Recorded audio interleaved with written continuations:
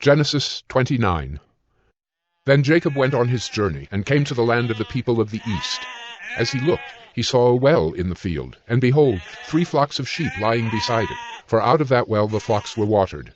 The stone on the well's mouth was large, and when all the flocks were gathered there, the shepherds would roll the stone from the mouth of the well, and water the sheep, and put the stone back in its place over the mouth of the well.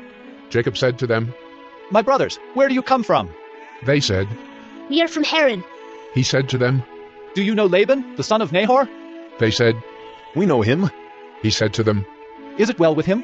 They said, "It is well, and see, Rachel his daughter is coming with the sheep."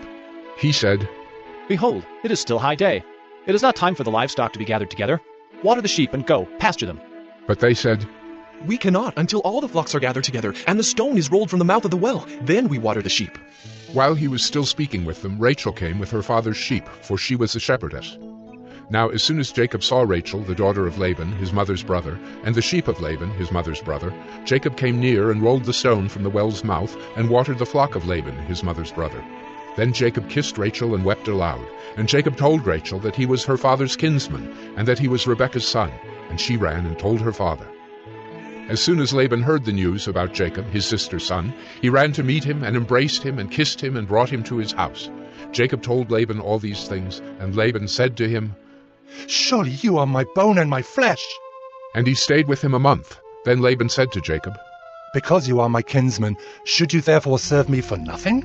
Tell me, what shall your wages be?" Now Laban had 2 daughters. The name of the older was Leah, and the name of the younger was Rachel. Leah's eyes were weak, but Rachel was beautiful in form and appearance. Jacob loved Rachel, and he said, "I will serve you 7 years for your younger daughter Rachel." Laban said, "It is better that I give her to you than that I should give her to any other man. Stay with me." So Jacob served 7 years for Rachel, and they seemed to him but a few days, because of the love he had for her. Then Jacob said to Laban, "Give me my wife, that I may go in to her, for my time is completed." So Laban gathered together all the people of the place and made a feast. But in the evening he took his daughter Leah, and brought her to Jacob, and he went in to her.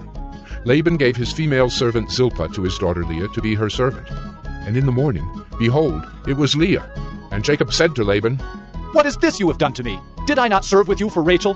Why then have you deceived me?" Laban said, "It is not so done in our country to give the younger before the firstborn. Complete the week of this one, and we will give you the other also in return for serving me another 7 years."